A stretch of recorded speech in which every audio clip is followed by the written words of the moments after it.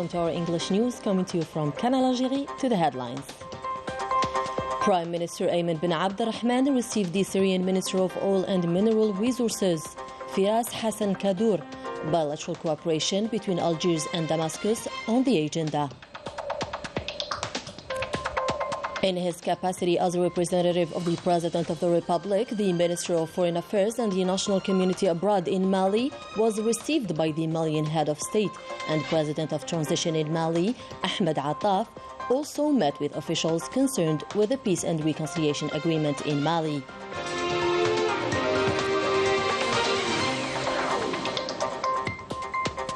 The Rai is officially registered with UNESCO as an international heritage site.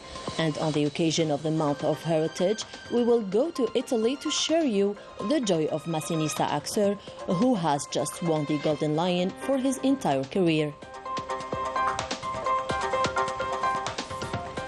Welcome back. The Prime Minister received on Thursday at the Government Palace the Syrian Minister of Oil and Mineral Resources, Firas Hassan Kadour. The meeting was an opportunity to discuss Algerian-Syrian relations and opportunities for cooperation.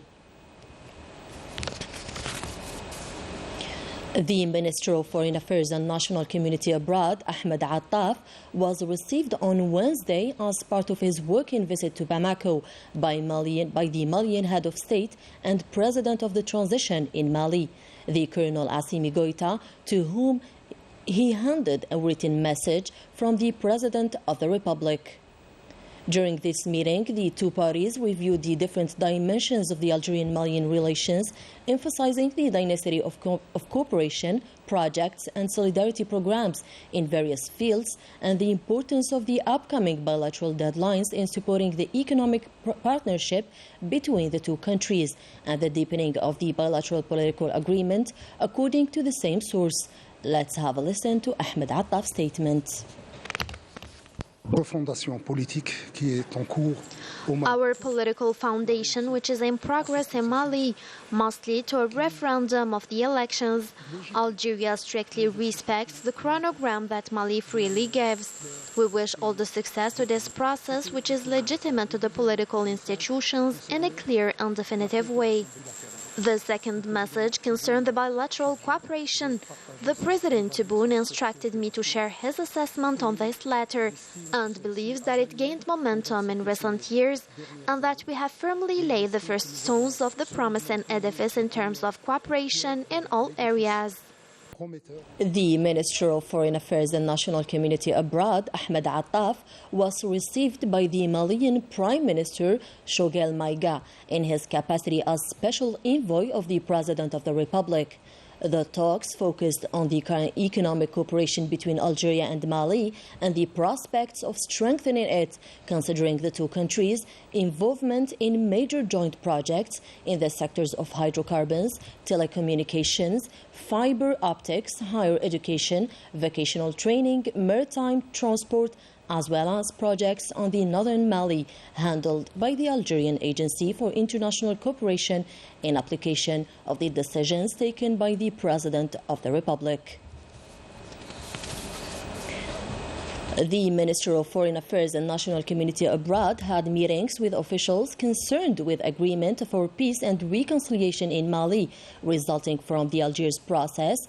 These meetings took place with representatives of the Malian movements that signed the agreement in 2015, members of the International Mediation Group, as well as the special representative of the Secretary General and head of the United Nations Multidimensional Integrated Stabilization Mission in Mali.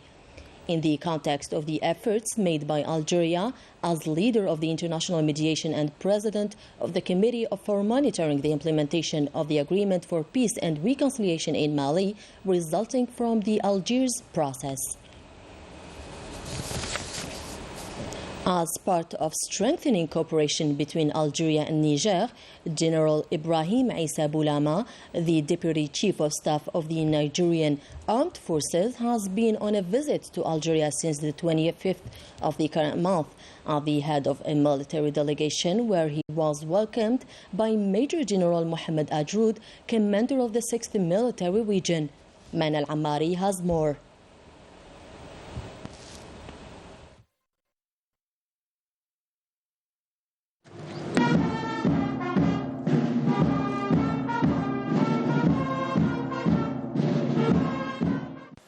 During this visit, Major General Mohammed Ajroud presided over a coordination meeting with the guest delegation in the presence of Major General Belqasim Hasnat, head of the Employment Preparation Department of the High Command of the National People's Army and executives of the National People's Army, during which the two parties examined means to concretize on the field the security approach adopted by the two armies' high commands in the field of the fight against different forms of security threats, namely the fight against terrorism, cross-border crimes, and illegal immigration.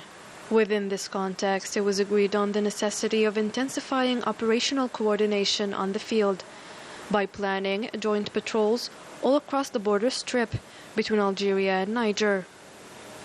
Throughout this meeting, General Ibrahim Issa Boulama emphasized the convergence of visions and analysis of the commandments of the two countries related to prevailing security issues, seizing this opportunity to ensure that his country is perfectly favorable to the consolidation of links of bilateral military cooperation. At the end of the meeting, the two parties signed the minutes of the meeting and exchanged symbolic presents.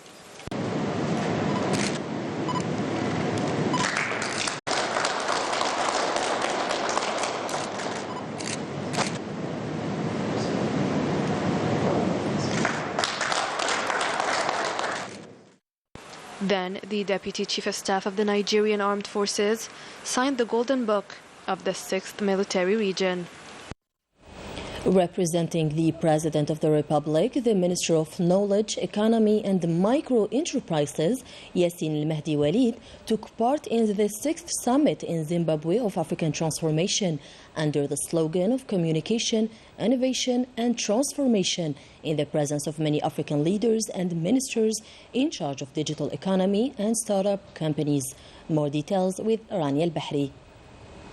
Connection, Innovation and Transformation was the slogan of the 6th Summit of African Transformation, with the aim of establishing cooperation and finding effective ways to accelerate digital revolution taking place in the African continent. For his part, the Minister of Knowledge, Economy and Micro-Enterprises expressed his thanks and gratitude to the President of the Republic of Zimbabwe, who kindly invited Algeria to this important economic event, and conveyed the greetings of the President of the Republic to his Zimbabwean counterpart in order to develop both countries' economies.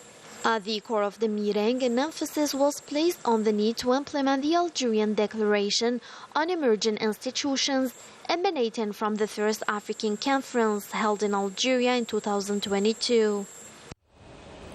As part of the embodiment of the military cooperation program with various partners and foreigners in order to strengthen the organization of the fight against marine pollution by fuels, the Naval Forces Command at the Western Waterfront in the 2nd Military Region organized on Wednesday a review exercise on the fight against marine pollution by fuels under the title Assistance to a Ship in Danger and Fight Against Marine Pollution.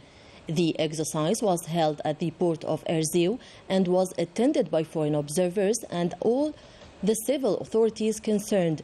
This exercise aims to test the effectiveness of the intervention means available at all levels and the extent of interaction of the military and civil authorities concerned during the process of assistance to a ship in danger and the fight against marine pollution in the framework of the regional plan Tel Bahr, in addition to reinforcing the experience required previously.